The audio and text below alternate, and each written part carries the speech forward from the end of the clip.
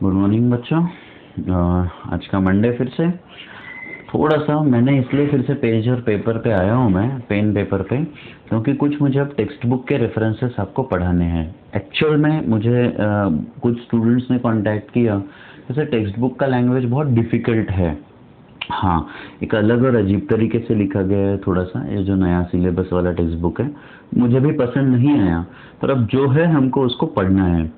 तो मैं आज के क्लास में मोस्टली आपको टेक्स्ट बुक का वर्जन पूरा समझाने वाला हूँ, हीट इंजन का और रेफ्रिजरेशन का। तो चलो हम इसको समझने की कोशिश करते हैं बच्चों। टेक्स्ट बुक से एक एक पेज के थ्रू हम जाएंगे। लुक, ये है आपका पेज नंबर 96, है ना, दिख रहा है आपको 96, और यहाँ से आपका स्टार्ट होता है हीट इंजन। अगर आपके पास है तो आप अपना टेक्स्ट बुक ओपन करिए। चलो ओपन करिए, पेज नंबर 96। और अब हम एक एक लाइन बाय लाइन जाएंगे। देखिए, heat engines as mentioned earlier thermodynamics is related, वो भी छोड़ दो। Heat engine, heat engines are devices that transform heat partly into work और मैकेनिकल एनर्जी, है ना।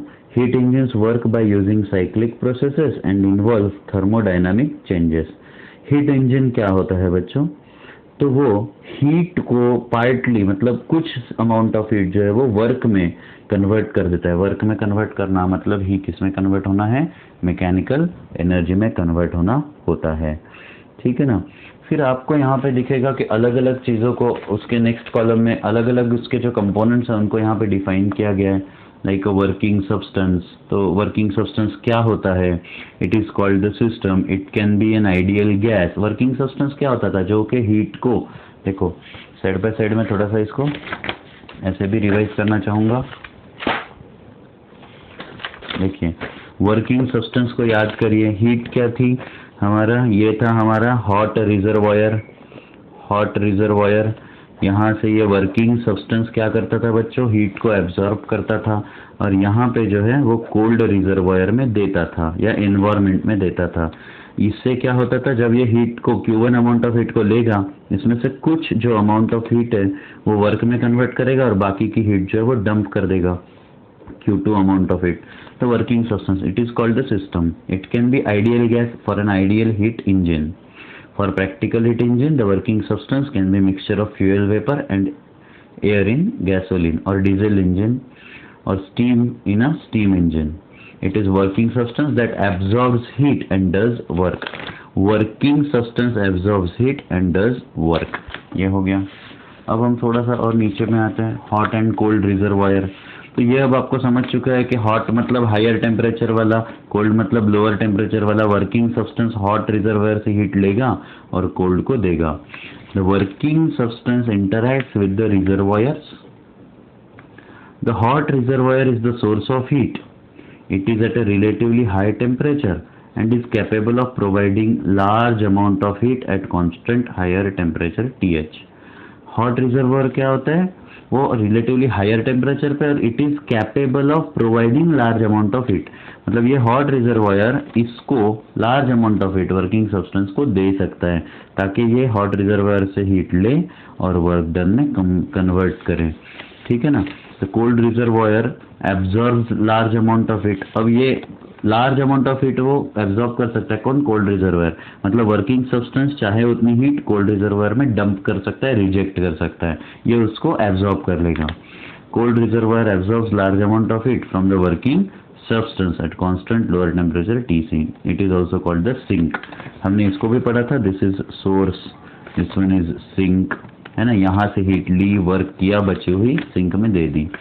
सिलेंडर, इसका भी हमने पोर्शन देखा था कि भाई एक्चुअल में जो ये सब हो रहा है वो कैसे हो रहा है। तो एक ऐसा हमने ये ले लिया सिलेंडर, इसमें हमने गैस फिलअप कर दी और ये पिस्टन है। तो इसमें क्या होता है? ये हीट, ये जो है गैस जो है हीट को एब्जॉर्ब करता है, Q1 अमाउंट ऑफ हीट को।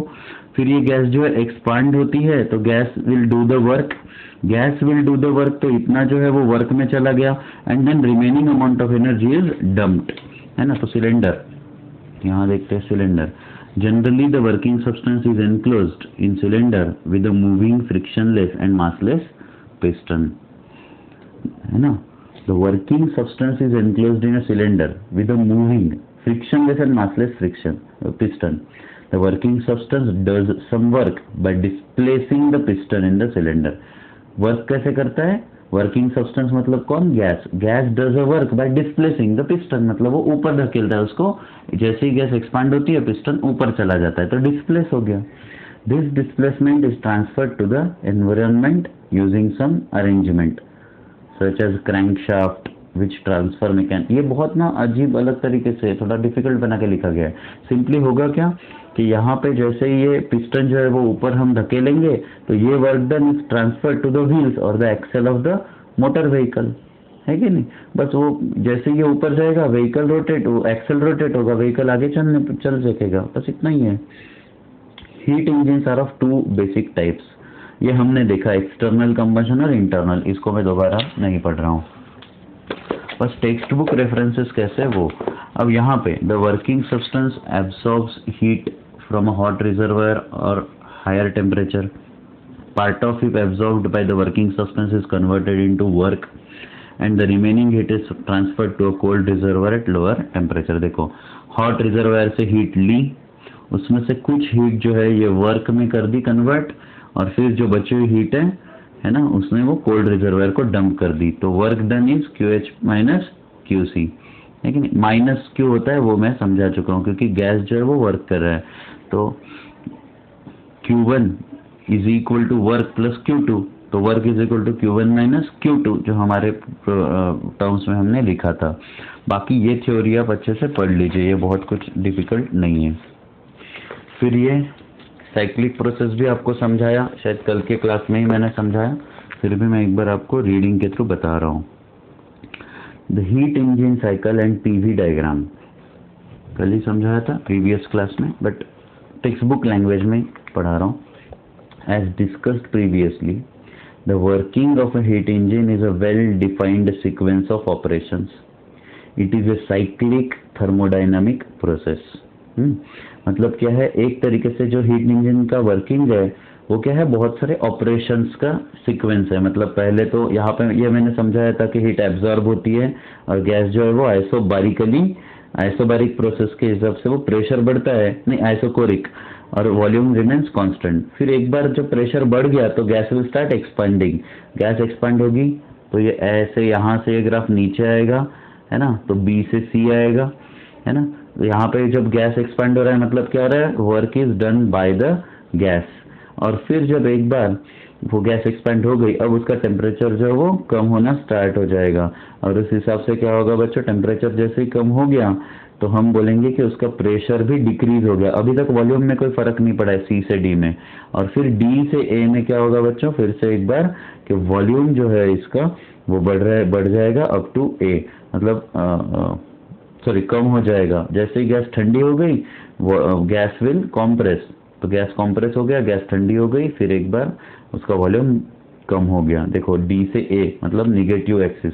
ये मैं आपको पुराने लेक्चर में समझा चुका हूँ, बस मैं टेक्स्ट बुक की लैंग्वेज को पढ़ के बता रहा हूँ, समझा के बता रहा हूँ. तो अब इसको समझने के लिए, साइक्लिक प्रोसेस को समझने के लिए बच्चों पुराना क्लास फिर एक बार देख सकते हो.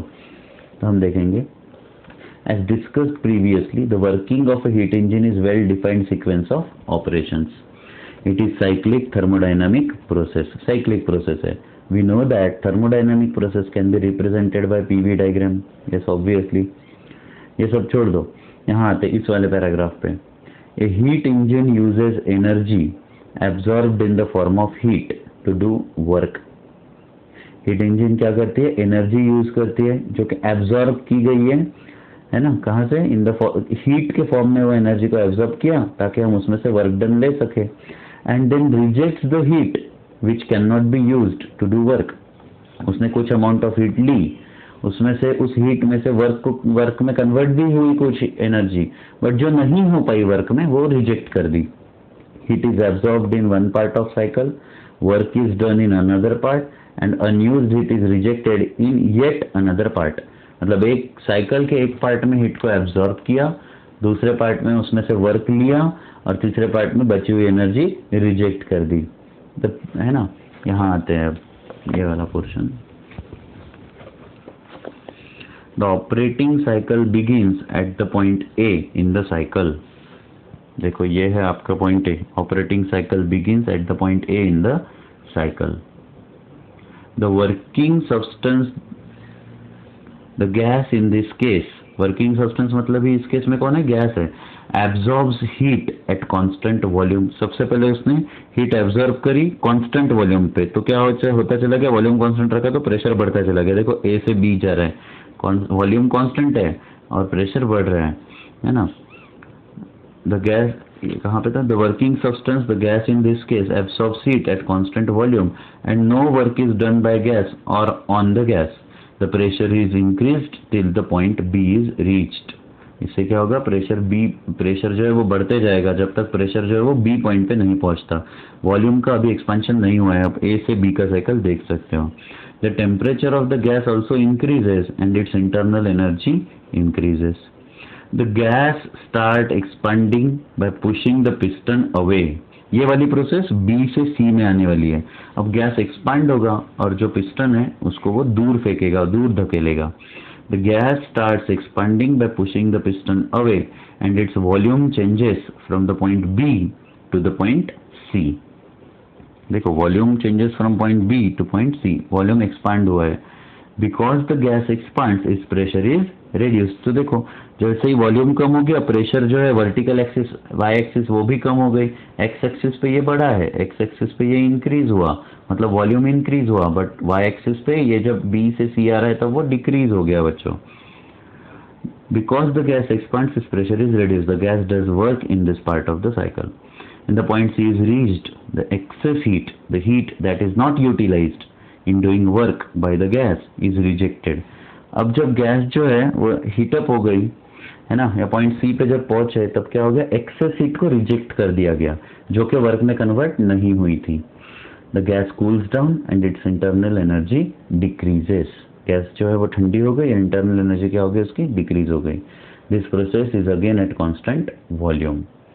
The pressure of है ना, अब नेक्स्ट पैराग्राफ पे, the gas is now compressed, its volume decreases and it's pressure increases. अब फिर से गैस को हम कॉम्प्रेस करेंगे, उसका वॉल्यूम को डिक्रीज करेंगे। देखो ये डी से ए क्या हो रहा है, गैस को कॉम्प्रेस कर दिया, फिर से वॉल्यूम देखो ये नेगेटिव, ये उल्टे डायरेक्शन में आएगा एक्स एक्सिस में, तो वॉल्यूम कम हो गया और जो प्रेशर है वो बढ़ जाएगा। गैस को कॉम्प्रेस कर रहे हैं, the gas is now compressed, its volume decreases and its pressure increases. The change continues till the point A is reached. The cycle is complete and the system is ready for the next cycle. इस तरीके से आपका cycle of heat engine पढ़ा जा सकता है। बच्चों सीधा हीट के रेफ्रिजरेशन के टॉपिक पे आते हैं। मैं एक बात बता देता हूँ, रेफ्रिजरेशन का टॉपिक टेक्स्ट बुक में एकदम ही बुरे तरीके से लिखा गया है, तो मैंने आपको पूरा लिखा के दिया है इन डिटेल। इससे पहले वाले लेक्चर का टाइल लेके आ रहा हूँ, पेज लेकर आ रहा हूँ। Principle of refrigerator, sink, Q2 amount of heat इसमें से सिंक में से लेनी है, वर्किंग सब्सटेंस के ऊपर वर्क होगा और Q1 अमाउंट ऑफ हीट जो है वो सोर्स में जाएगा। ये इसका जो भी रीजन है वो सब कुछ, और एक पॉइंट वाइज मैंने यहाँ पे लिखा है procedure, point 1, point 2, point 3, point 4। आप पुराने क्लास में जाके इसको लिख लीजिए। आप अगर इसको टेक्स्ट बुक से पढ़ने जाओगे बच्चों, this is going to be damn difficult.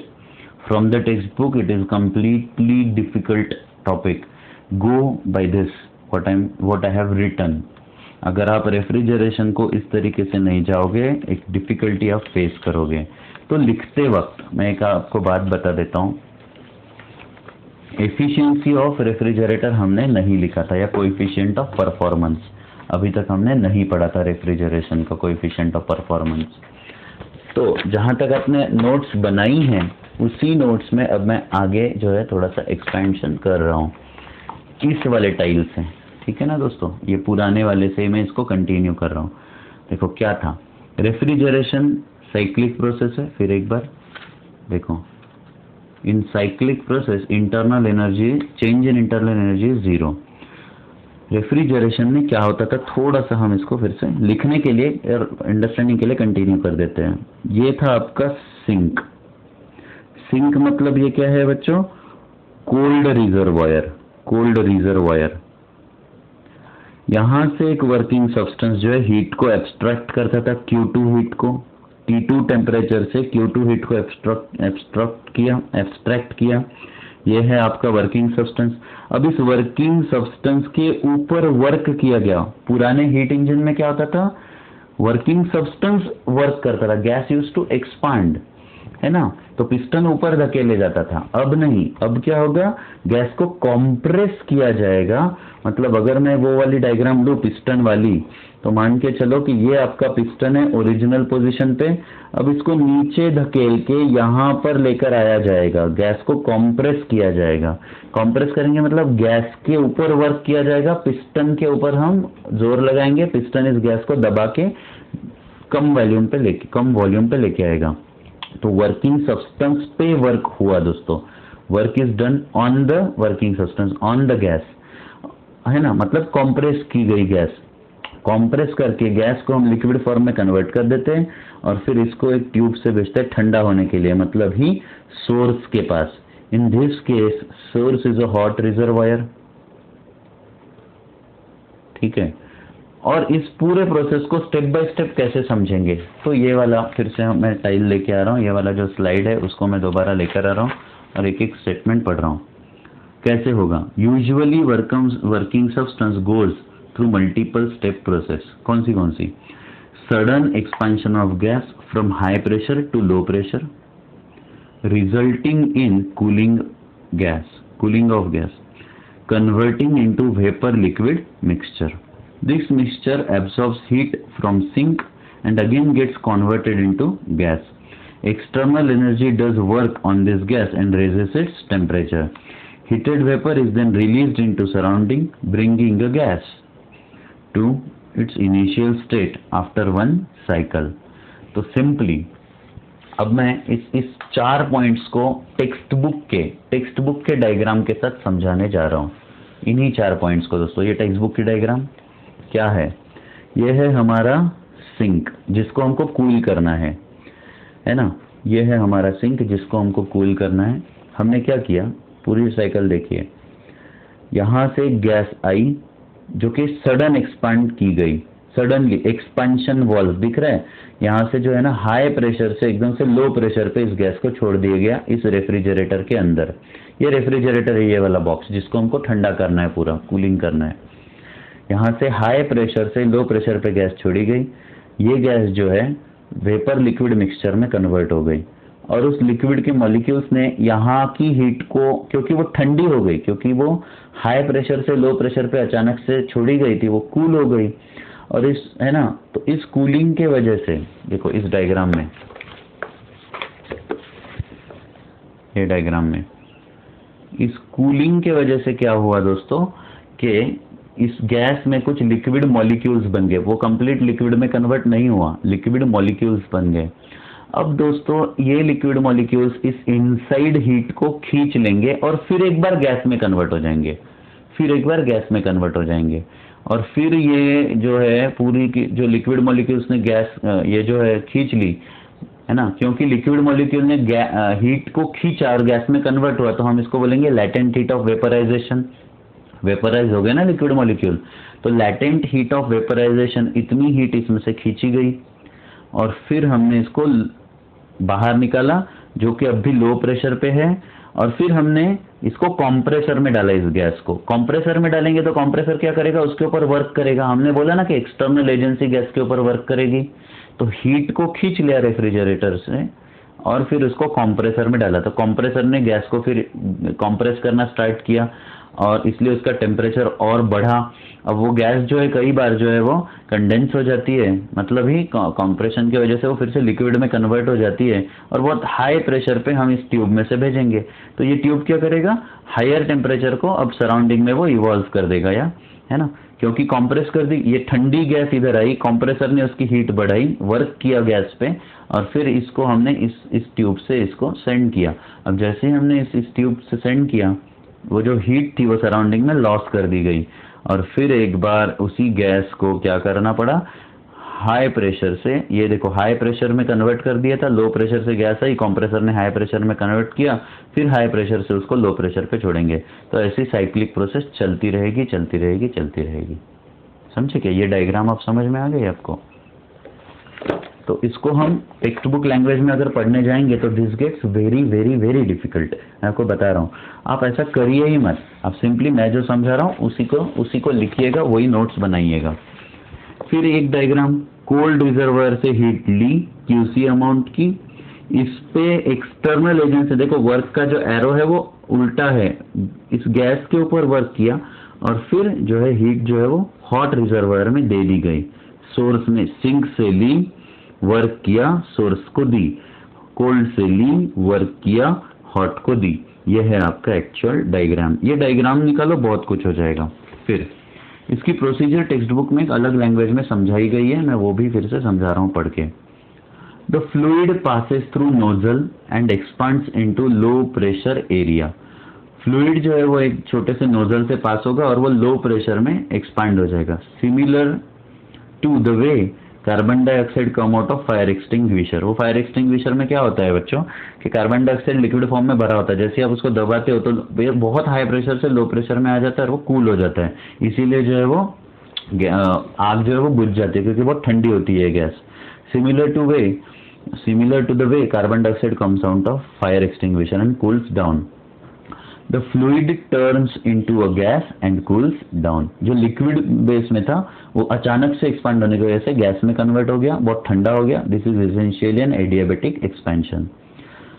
The cool gas is in thermal contact with the inner compartment of fridge. अब जो ठंडी हुई हुई गैस है, जो वेपर लिक्विड मिक्सचर है ठंडा हुआ वो फ्रिज के कंपार्टमेंट के अंदर है। The cool gas is in the thermal contact with the inner compartment of fridge. It hits up as heat is transferred to it from the contents of the fridge। अब वो gas जो है फिर से heat up होगी, क्यों? क्योंकि वो एब्जॉर्ब करेगी, जो फ्रिज के अंदर जो कंटेंट है ना उसमें से हीट एब्जॉर्ब करेगी। This takes place at constant pressure, so it's an isobaric expansion. The gas is transferred to the compressor. अब ये जो गैस है, जो लिक्विड वेपर मिक्सचर था, फिर से हीट एब्जॉर्ब कर लिया उसने, अब वो कंप्रेसर को जाएगा, which does most of the work in the process। अब एक्सटर्नल वर्क कौन करने वाला है बच्चों? कंप्रेसर करने वाला है। The gas is transferred to a compressor which does most of the work in this process। The gas is compressed adiabatically, heating it and turning it back into a liquid। The hot liquid passes through coils on the outside of the fridge and heat is transferred to the atmosphere। This is an isobaric compression process। The compressor is driven by external energy। ठीक है, ये होगी आपकी text book की language. अब मैं आपको बता रहा हूँ कि जो हमारा पुराना जो नोट्स था उसी पे आइएगा थोड़ा सा। ये हमारा पुराना नोट्स, आपने यहाँ तक लिखा हुआ है कि बेटा delta Q is equal to change in internal energy plus work. अब चेंज इन इंटरनल एनर्जी 0 और delta Q is change in energy, so Q2 minus Q1 is equal to negative work done. क्यों? क्योंकि gas को compress किया गया तो work done negative है, तो work done is equal to Q1 minus Q2। यहाँ पे आपने लाके रख दिया। अब मैं आपको कोएफिशिएंट ऑफ परफॉर्मेंस के टॉपिक पर लेकर जा रहा हूँ। रेफ्रिजरेटर का कोएफिशिएंट ऑफ परफॉर्मेंस क्या होता है?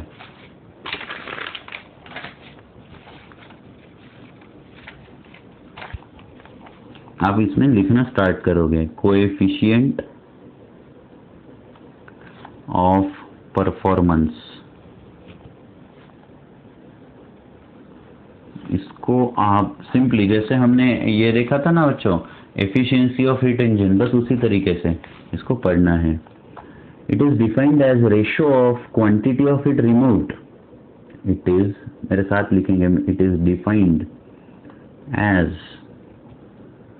ratio of quantity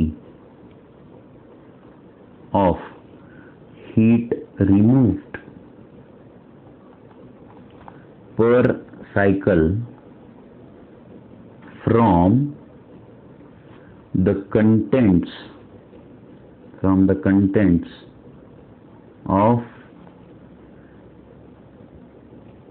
refrigerator,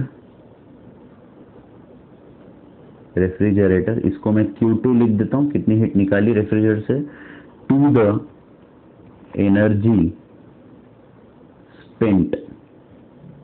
spent per cycle, मतलब W। To remove this heat. मतलब सिंपल कोएफिशिएंट ऑफ परफॉर्मेंस क्या बोलेंगे कि कितना वर्क मुझे बाहर से करना होगा ताकि मैं Q2 अमाउंट ऑफ हीट को एक्सट्रैक्ट कर सकूं। मुझे आउटपुट अपन, यहाँ पे आउटपुट क्या है बेटा, Q2 amount of heat extract करना। इनपुट क्या है, हम बाहर से कंप्रेसर को जो सप्लाई दे रहे हैं इलेक्ट्रिक एनर्जी का, तो Q2 अपॉन W।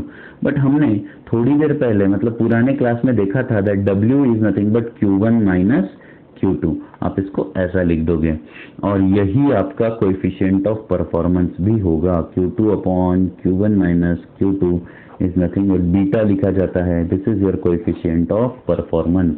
एक बात, कोएफिशिएंट ऑफ परफॉर्मेंस कभी भी नेवर एवर इनफाइनाइट नहीं हो सकता। मतलब ऐसा नहीं हो सकता कि भाई वर्क जो है बिना वर्क करे हमने हीट को लोअर टेम्परेचर से हायर टेम्परेचर की तरफ फ्लो कराया। रेफ्रिजरेटर बेसिक कॉन्सेप्ट क्या है, लोअर बॉडी जो बॉडी लोअर टेम्परेचर पे है वहां से हमको हीट को हायर टेम्परेचर उल्टे डायरेक्शन में लेकर जाना है, तो उसके लिए हमें एक्सटर्नल वर्क करना ही होगा। तो Q2 अमाउंट ऑफ हीट खींचने के लिए, रेफ्रिजरेटर से खींचने के लिए वर्क करना जरूरी है। अगर मैं बिना वर्क के कर दूं तो W 0 हो जा सकता है। अगर W 0 हो गया मतलब कोएफिशिएंट ऑफ परफॉर्मेंस क्या हो गया बच्चों, infinity. But this is not possible, है ना, ये कभी भी नहीं हो सकता। तो हम इसके ऊपर डिस्कशन के कुछ पॉइंट्स मेंशन कर लेते हैं। पहला पॉइंट डिस्कशन का एक इंपॉर्टेंट पॉइंट है, coefficient of performance of refrigerator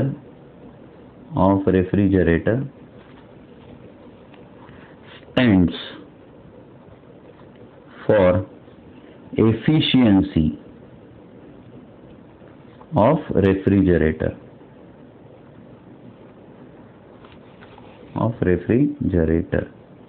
ठीक है ना, वो एक तरीके से एफिशिएंसी हो गया।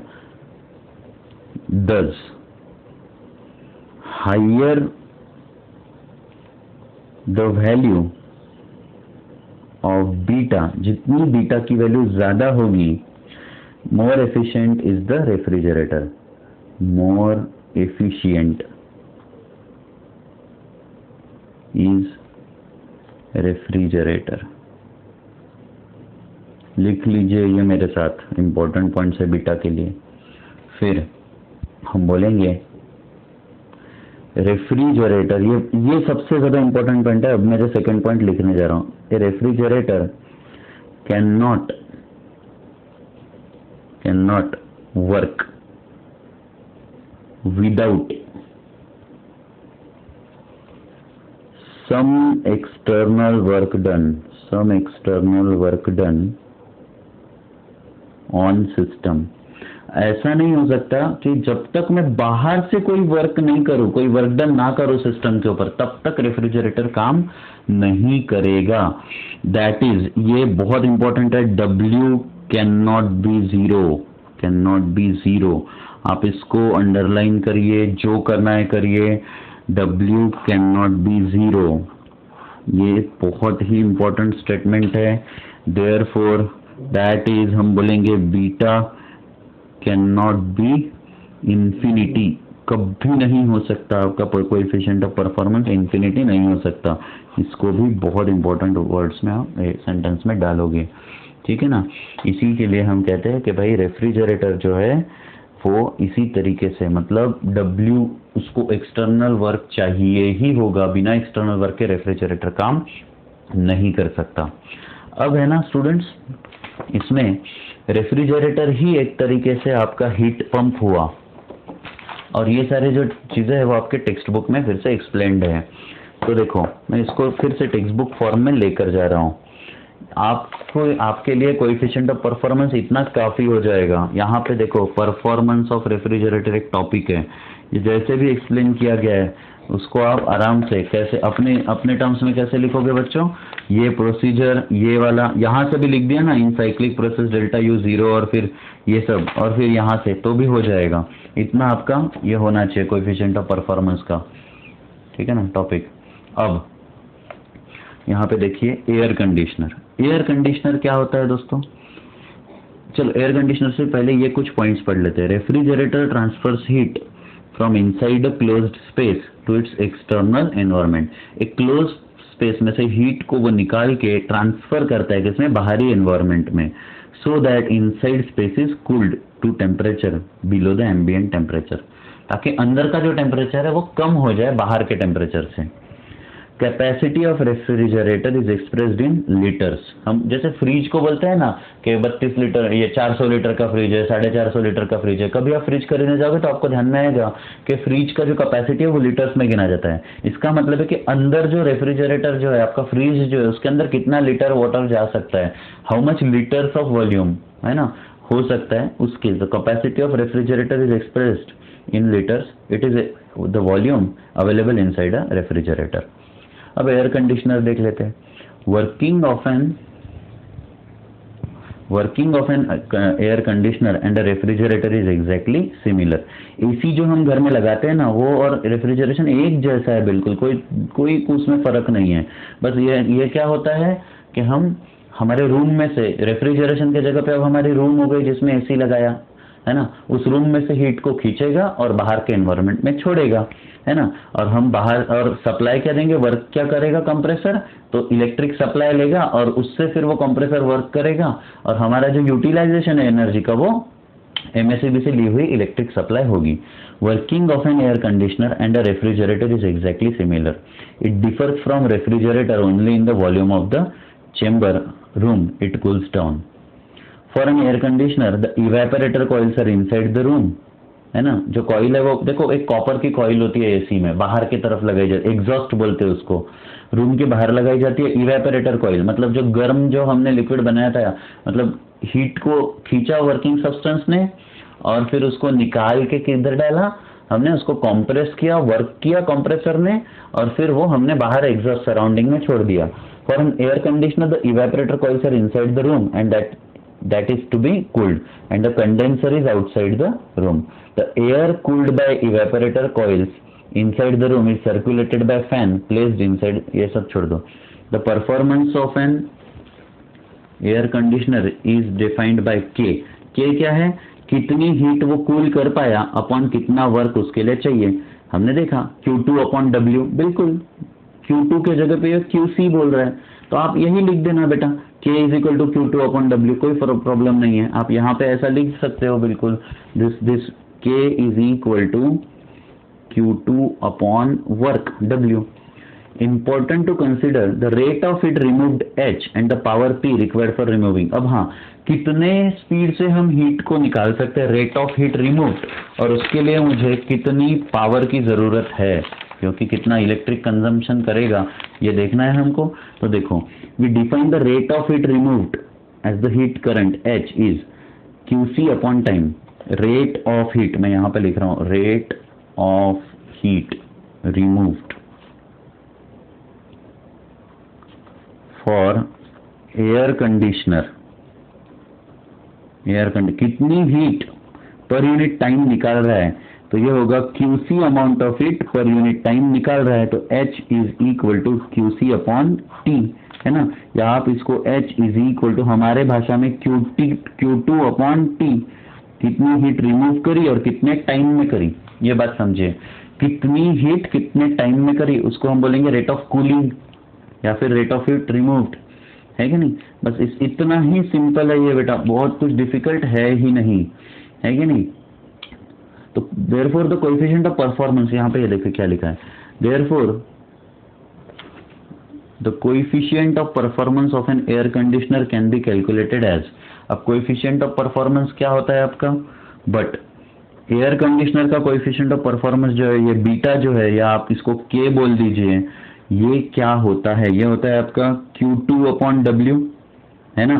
तो Q2 इस वाले फॉर्मूले से क्या हो जाएगा, H इंटू टी, ये होगा बेटा H into T upon W, है कि नहीं। तो अब आप इसको क्या करोगे, H into T upon W, और एक सेकेंड,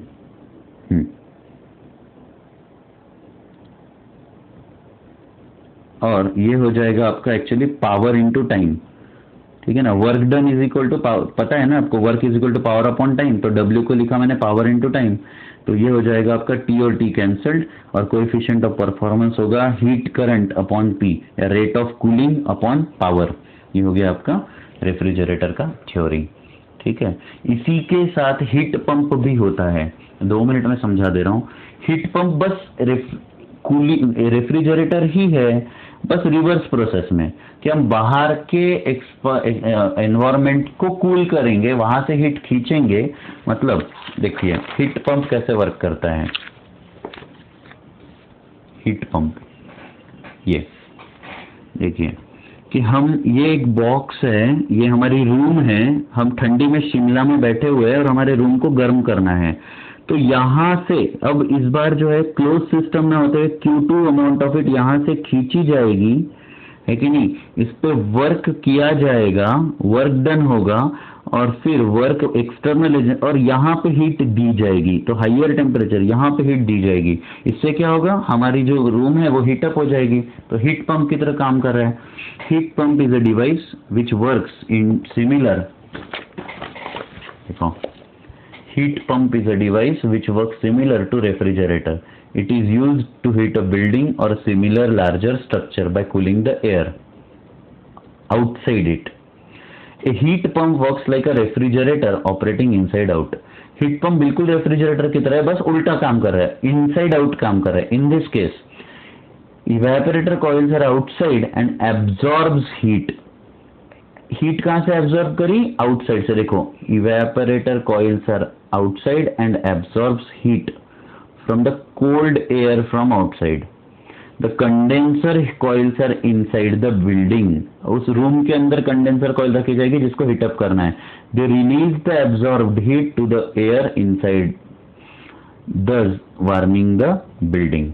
ठीक है, ऐसा आपको यह ध्यान में आएगा।